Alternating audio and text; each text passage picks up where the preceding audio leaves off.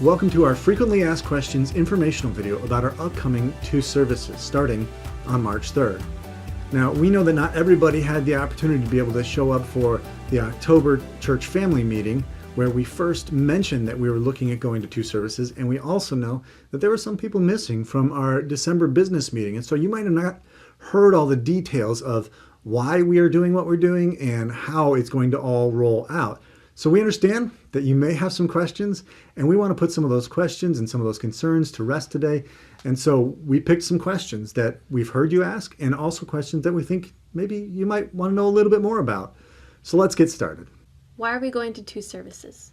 As you may have noticed, over the last 4 months, our church sanctuary has maintained a level of fullness that's been pretty impressive. In fact, we've been growing. We've been growing with an average attendance around 187 people. Now, our sanctuary doesn't fit that many people, really, when you think about it. And most of the church experts say that when you reach about 70% full, you start to impinge on other people's creature comforts. You're starting to get into their bubble and invade their space. And so we want to avoid that and help people feel comfortable.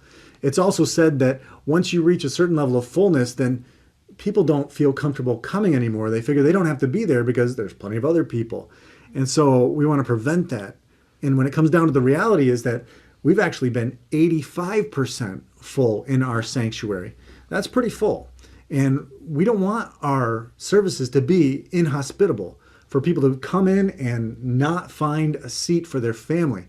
That's kind of a scary thought. And so we want to be able to make as many people as comfortable as possible, and also open the doors for those who maybe they wouldn't normally come to our 9:30 service, but an 11 o'clock service would sound awesome. So that was one of our big takeaways, by the way, from our community transactions and interactions that we had this last year, especially when we were doing the Friday Family Festival. We learned that there are a lot of families who they would consider coming to Woodland Shores. It's just the time of the service was not fitting for them. Why not just open the Overflow? It really just doesn't solve the problem. It creates more challenges when we think of the Christmas service or where people go if they have crying babies and they need to sneak out. And it disconnects those who sit out there from our close-knit family feel that we like to see. And plus we have ABF going on in room 500, which creates traffic and sound issues. Who made this decision? Well, the staff and the deacons have been discussing this possibility for months, especially after, we came back from the Friday fests and met all those people who were looking for another service to be part of. We started to think, well, maybe we could do a Saturday night service. And as good of an idea as that sounded, as we examined the logistics, we were just tired thinking about it. Doing a whole nother day, getting everybody back out to church so we can run the children's ministry program, so we can run the regular stuff, all the worship people. It just seemed like a huge task on manpower. So we prayed about it. We counted the cost, especially on the staff level, because we recognized that we'd be doing double duty that way, but also this way. And we just said this would be a much simpler way of multiplying our services. And so when I brought it before the deacons were entirely behind the vision, and they have voted to approve this action. So I know some people may be wondering still, though, well, what about us? Why didn't we get a say in it? Why isn't there a congregational vote? And really, it just comes down to the fact that as far as the congregational involvement and us being congregationally run, the congregation votes on only certain issues. We vote on budget, on hiring staff, on moving facilities, on the various people assigned to the boards, and that's all. So that's kind of how we came to this decision and where we stand. What will change and what will stay the same? The biggest thing is the time's going to change. We're going to have the 2 services, 9:15 and 11. The other thing that will change is there'll be now half an hour in between the services. So you'll have plenty of time, go get coffee, fellowship. So that will change. But a lot is going to stay the same. We're still going to have an ABF during each hour. We're still going to have kids ministry. For the service itself, we're going to have the same worship, the same message, the same children's message.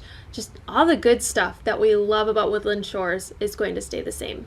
Yeah, and really, if you're very concerned about that, I encourage you just come a little bit earlier, 15 minutes earlier, and you can practically have the same exact service that you've been having just 15 minutes earlier. Are you going to make me change my seat?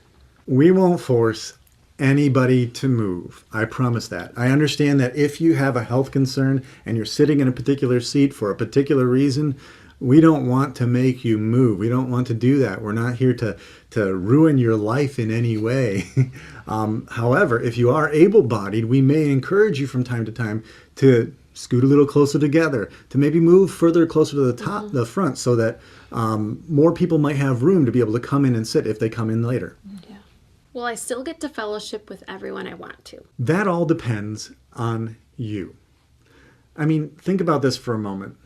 How many people do you really have meaningful connections with during the church service? Hopefully none. You should not be talking during the church service. Well, what about before and after? Before and after, if we're having ABF also during first hour and Sunday school, then that means that there will be families present in the building during that time that you can find and you can meet and you can greet. Not only that, but as was already mentioned, we have the 30 minutes in between the services when you can connect with people that maybe you haven't seen all week and have some lasting connections. But don't forget, we provide a lot of other opportunities to connect. One of the main ones that we provide on a Sunday morning is the ABF hour. That is a great time for fellowship, for relationship building and connecting and growing deeper in your faith. Also, we're working hard to bring you more small groups. If you're interested in helping to lead a small group so you can continue to build fellowship, please talk to me as soon as possible. We want to see all sorts of things happening left and right. Consider, if you are a senior, to come out to Owls on Tuesday morning. It's a great time of fellowship, and we're basically a small group there. There's also men's group and women's studies happening, so there's plenty of opportunities for you to connect and maintain those important relationships. Won't this divide the congregation? We will always remain unified around God's Word. We will keep similar services, so we're not divided by any stylistic or preferential means. And we'll still have so many of those similar programs, those ones that have always brought us together and given us an opportunity to connect. The great call of a Christian, when you really think about it, is to multiply disciples of Christ in the world. And so the goal of the church is multiplication, ultimately, not division. And we want to multiply the opportunities that people have to become part of our family. We believe we have such a good thing going on that we want to see them become part of our family. And it's awesome to see our family grow. It means that there's more ministry possibilities. It means there's more friendship possibilities, greater potential for God's blessings on us. And ultimately, we're here to reach as many people as possible in Bridgman and beyond for Jesus Christ, that we might see His kingdom grow. What do we need to do as a congregation as we move forward? We need all hands on deck. We need teachers, ushers, greeters. We need everyone to pray. And we ask everyone to attend one and serve one. Yeah, and keep in mind that to establish these two services, it's going to take a long haul. This isn't an overnight thing. Most people say that it takes about 2 years to fully establish two separate services. So what we're asking from you is that you would commit for these next 6 months to attend one service. Don't jump between them, but just attend one and serve one. Thank you for your time and for paying attention to this video. We know that you may have a lot more questions than we were able to address in this short time, and so we just want to encourage you to come to us. We don't bite anymore. And so please come contact us or contact the office at office@wsbchurch.com and let us know. We'd love to sit down with you and talk through some of these things with you. Thanks again for listening, and God bless you.